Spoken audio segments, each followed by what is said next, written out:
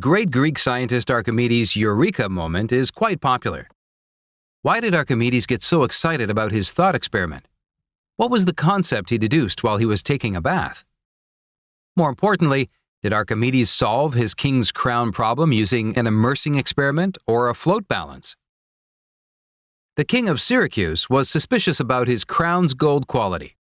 There were rumors that the goldsmith had mixed silver with the gold and cheated him.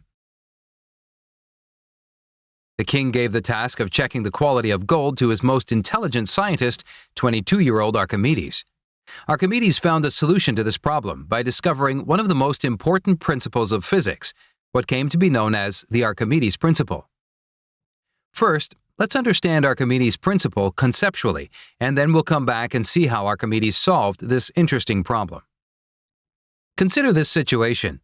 Assume this wood block is less dense than water. Now, let's try to immerse that wood block in water.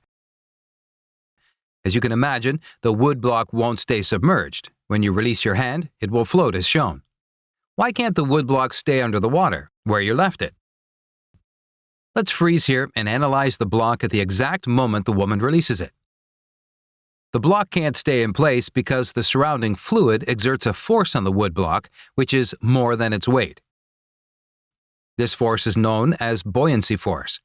Archimedes' principle states that the value of buoyancy force is the same as the weight of the fluid displaced by the object. Here, the water volume displaced by the block is shown. Obviously, the water volume's weight is more than the wood block's weight. This means the buoyancy force is more than the weight of the wood block, which is why the block moves upward as you release your hand. Now, let's analyze the block in its equilibrium position. At the equilibrium position, the block displaces a much smaller volume of water. Here, if you check the weight of the displaced water, it will be the same as the weight of the block. In short, at the equilibrium position, the buoyancy force and the weight of the block balances. Force due to the Archimedes principle is not a new law in physics. In fact, one can easily derive it using the laws of classical physics. Let's see how. The pressure is different at the top and bottom of an object due to the height difference, and this pressure difference causes buoyancy force. Let's derive the values of these pressures mathematically. You can see that the resultant force is the same as that of the weight of the displaced fluid volume. An interesting thought experiment can also prove the Archimedes principle. Assume the space occupied by the wooden block is replaced by water volume of the same size. This is a very simple situation. The water volume inside the lines should be in equilibrium, which means the surrounding water should exert a force equal to the weight of the water inside. There you have it. The force exerted by the surrounding fluid is the same as the weight of the displaced water. This exactly is the Archimedes principle. Now, let's see how Archimedes solved the crown problem using his new principle. If the goldsmith had mixed silver, which is a lighter metal than gold, into the crown, its volume would be more than a pure gold lump of the same mass. Many people believe that Archimedes checked the purity difference by finding out this volume difference. They maintain that all he would have to do was immerse both the crown and a lump of pure gold in buckets full of water.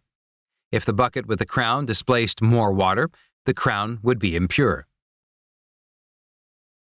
However, assume that the goldsmith had mixed in 10% silver. The volume difference in water displaced would be too negligible to notice. Therefore, this is not a practical method. Moreover, this is a simple volume measurement method. There is no application of Archimedes' principle here. Archimedes checked the purity of the gold by using a simple and brilliant experiment, a simple weight balance method. Both the crown and gold lump have the same weight. Assume the crown was impure. This means the crown will have a higher volume. He immersed the weight balance in water. The buoyancy force on the crown was more than the gold lump due to its higher volume. This means the net force on the gold lump would be more than the net force on the crown. A balance would tilt due to this force difference. Archimedes discovered the goldsmith's cheating by measuring the difference in buoyancy force. This is why Archimedes got so excited during his bath. He realized that any object surrounding a fluid receives a force from the fluid, with a magnitude equal to the displaced fluid's weight, and this force will be in opposite direction to the object's weight. We hope this video gave you a clear understanding about the Archimedes principle and buoyancy force. Thank you.